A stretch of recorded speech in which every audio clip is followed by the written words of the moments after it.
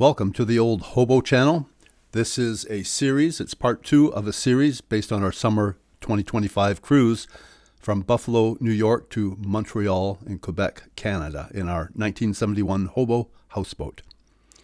On day 2, we travel on the Erie Canal. We commence our journey at Tonawanda Harbor and travel to Medina, New York. If you watched episode 1, you know that we started at Buffalo on the Niagara River and we're on our way through the Erie Canal. And here we are, ready to leave. We're behind the privately owned canal boat, the Owasco. Here we go, eastward on the Erie Canal. It's Tuesday morning. We're leaving the downtown behind. This is all the wall that is still to the east of the downtown. So beyond that bridge and before the next bridge, that's all class downtown. We were way down there. You can see faintly an amphitheater. We were in front of it. But all this wall. And you pay for, it was $25 for no power, $30 if you want power and water. There are a lot of restaurants, so pick your restaurant if that's what you want to do. If you want to be close to the downtown, park back where we did. Just east of Tonawanda, as we're starting here, it's mostly like cottage country. We've got River Road, homes on the river, and most everybody has a boat or has a dock of some sort. We'll see how long it takes to get to a little more agricultural, rural area. Okay, the houses are thinning a little bit. Just nice to see trees and water. I forget the name of this, but there's a little island here, and I marked this as an area to anchor. So if Tonawanda had been busy like 4th of July or something like that, I had intended to come up here behind this island. You're next to a road, but you could tuck yourself in a corner. The far end, just look at the charts for the depth. I think one end is shallower than the other, but for us, we only need, well, 3 feet of water, and we've got loads of room. Onward we go. As always, we have geese. We had mallard ducks last night at the boat. Yeah, look at them all there. They're like about 50 of these things. The folks in Tonawanda there in front in the wide body canal boat, custom built 1989. One company in the Finger Lakes built them for a few years. There were about 21 of them. He mentioned that the lock walls are kind of rough and uneven in places. There are ladders. So we have all fenders out. We've got these balls that give us a little extra, distance. And we're putting out 3 per side. We're ready to deploy as necessary. So we'll see how it is. Our first lock is about 21 miles in. It's lock E35, E34 in Canal, I'm blanking out on the name, Lockport. Now we're just a couple miles from Tonawanda. This is Elliscott Island Park. You can see an old structure there. You can go in behind the island and come out the other side. That is a place to consider exploring, or if you want to anchor, and if you can check the depths. It was a possibility for us. There's no good place to land on the island. There is a bridge on the other side, so I don't think you can get through unless you have a small fishing boat. But there is, I think, a gravel beach on this if you enter from this end. And here's the other side of Elliscott Island. And just before a road bridge. So at no time will we be out of civilization. Actually, civilization somewhat followed the Erie Canal, and the towns developed as such. Here's another public ramp where we did consider launching from. The problem was I didn't have a place except back in town at a storage unit, a place to store the truck and trailer, but it was definitely a possibility. I believe this is West Canal Park and Marina, and it is free. So I believe you can dock here for free. I'll double check that, but there's the sign. The Erie Canal has been called the artificial river, and 2025 marks the 200th year of the canal. It opened in 1825. Canal has been updated and changed over the years to accommodate larger and deeper traffic, but roughly it follows the contours of the Niagara Escarpment through to the Mohawk River Valley, and that reaches you from the high elevation of Lake Erie and the Niagara River down to the Hudson River, which then descends down to New York, and it enabled the Great Lakes to communicate directly with the Atlantic trade. Okay, we are now approximately 6 miles east of Tonawanda. Before us is an unnamed island, and it's possibly a good place to anchor and explore. We are approaching the town or hamlet of Wendelville. There's a bridge up there. On the left, I believe we have the ship-shaped marina, and we have a town dock here, and I'll look up the particulars and let you know there. I believe it's a free dock. I'm not sure the services and so on. Here are the docks, and it looks like the marina is on the south side. I was mistaken, thinking it was over on the other side. So this is actually ship-shaped marina.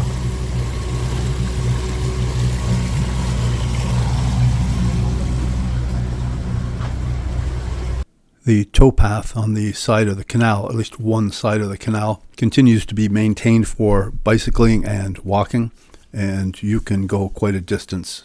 We've met people biking for, almost a week at a time. The towpath is also monitored and walked by volunteers, walking groups, and also by the canal staff. They look for integrity of dams, look for leaks and funny things like that. Okay, we're approaching Pendleton soon. Tonawanda Creek, which we've been on since Tonawanda, continues around to the right, and it gets smaller and smaller.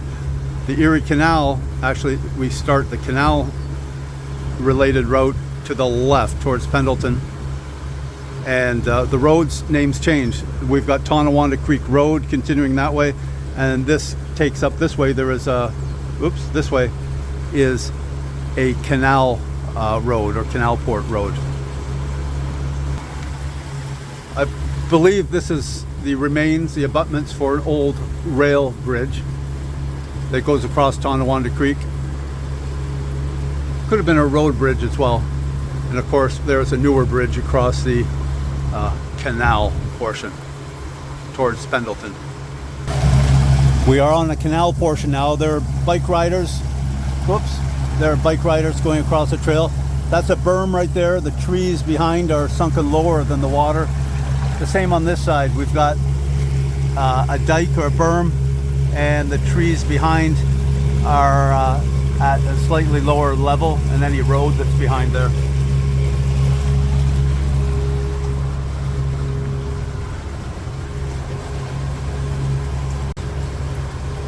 Finally, here's a boat we're meeting coming the other way. I think we met closer to Tonawanda. We met one or two, just folks out for a cruise.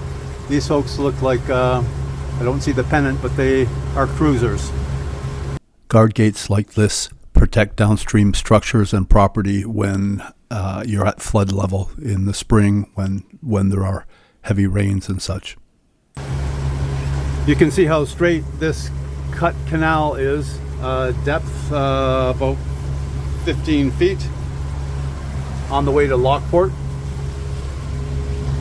and at sections like this that gain the name the Big Ditch, or Clinton's Ditch, or Clinton's Folly. He was a fellow that governor that championed digging the canal at great expense and tying in New York City to the Great Lakes up the Hudson, across the Erie Canal, and hence the name the Empire State. And New York City, as a result, became a much greater port partly because of this. So hence New York became the Empire State. 21 miles from Tonawanda, we came to Lockport, the site of the first two locks of our journey, Lock 35 and then down to Lock 34. And this is on our eastward journey, of course. We're counting down the locks to the Hudson River, which is about 320 miles from here. Okay, we're here at Lockport 35. You can see the doors, the doors opening there. We are just waiting here. It says stop, wait for green light. We waited here.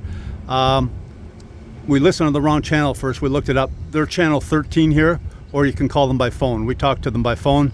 They were just bringing somebody up. We're waiting for that light there to be green, or else he'll call on channel 13. So he's opening up. We just pulled up to this rough wall here and parked it. There's a little bit of current here, so I made a tiny bit of a fool myself trying to direct myself backing up into this location where there were no protrusions or any roughness. So there he is. We're going to get ready to go. These are the original flight of 5 locks. They all ran down here, and they're replaced by lock 35, 34, 2 hydraulically operated locks. This is a tour boat on lock 34. They were lifted up from the canal level there, 34. They're going to 35 where that little Zodiac was and get raised to the level that we're currently parked on. We stopped at the top of the locks, tied up, and went ashore, saw one small museum there. Also, the lock works themselves have a lot of displays to read and look at in a small museum as well. We learned about the deep cut, how this long gorge, 60 feet deep, was cut through solid rock, and it was cut through at an opportune spot in the Niagara Escarpment. Initially, there was just one flight of 5. They needed more capacity. In later years, they doubled it, so you had an ascending and descending lock. We're in lock 35, and we'll be going down in 35, then then passing through to 34 and on down. I think it's a total of 60 feet or so drop. It replaces the former flight of 5 way back when in the 1800s. They had flights of 5 there. One note here, the cables, the ropes here are fairly wide apart. I'd say they're 18 feet apart because we have an 18-foot boat. There, Janet's got that one there, so 18 or 19 foot apart. When they're harder to grip than on the, say, the Trent Severn or on the Erie Canal, because there are 2 and they are less than the length of the boat. So one person can grab it at the front, the other person could grab it right about here at the back. But instead, what you have to do is try and grab it up there and then pull yourself across the wall, use a hook and grab that. This person has to pay out some line until you can manage to get that one. And what happens is, like in this case, we've got a strong aft wind here. It can blow you out from the wall, so it's really kind of hard to grab both. So the lockmaster sometimes can help you with that, but it's something we're learning to plan on. It just makes it a little bit more of a challenge here. Doors are beginning to open. You can see the amount of drop we had in this area of the lock. We had a rope line or rope cable, and here we have a steel cable, plastic coated, and we were able to grab. So, but the wind still creates havoc when you get one down, but the wind blows the back end away, and you have to try and hook it, get it by hook or crook, or use the motor in reverse while you hold down the front line in place. Okay, this is how much lock 35 brought us down. And I believe they're just about to open the gates and we'll be back in the canal. So there we go. To port, that is the north side of the canal, we look out and we see treetops. We go, that's really unusual. Houses even, and the levee The canal had to be raised in these locations. There's an overflow drain right there, probably leading to a creek or a gully. On the other hand, on the south side to our starboard, we came across higher land in general, upslope, homes and farms and such, with less chance of flooding. This is the village of Middleport, New York. I understand it is a good place to stay overnight on your boat. You can tie up on the wall here west of the bridge, just to starboard, to the right. Also to the right on shore, there's at least one restaurant, a coffee shop, and a laundromat. If you're an experienced boater, you may notice that the bridge may still have been rising when I went under it. That's a no-no. I don't believe I waited for the green light here, and I had to be careful about this for the remainder of the trip. About a mile and a half east of Middleport, we come to the Middleport guard gates. Every once in a while they have a guard gate. They can break the canal section into different sections to control water levels if they need to. Probably more in high rainfall events or in spring, that sort of thing. We inquired at the lift bridge, hey, is the town dock just around the corner? And yes, and guess what? It includes washrooms and showers, which when I looked at the Waterway guide, it didn't say that. And any of the other research I'd done before we came on the trip, it indicated there might be washrooms, but hey, showers, man, that just tops it. So we stopped here around 5:30 p.m. We said, this is enough for today, since we got on the way about between 8:30 and 9. Okay, we're going to cool off now. We're here at the finger docks. There are two houseboats here. They're very short finger docks. They're shorter than our boat, you can see. So we have to put some sort of spring lines and stuff just to keep it under control. But we're on the finger docks because the height's good. Way over there, that wall is way too high for us. It's got water and power. He warned us, the bridge operators, Channel 13's the guy who told us everything, and gave us the key code for the way down there. There's some red doors just before the big white roll-up door. Those are the washrooms and showers. We have a little way to walk, but that's fine.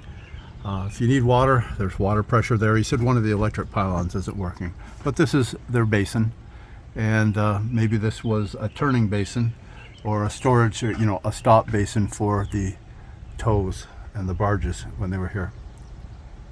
So everything is good. We came from that away, and we're heading east. He's very good. He said, what time are you leaving tomorrow? Here's a phone number. Just call it and tell them you're leaving, and basically they're going to be ready for us on the bridges, and we're the only person we know of going this direction. We've not been past or not seen anyone go past when we've made a stop, other than somebody local.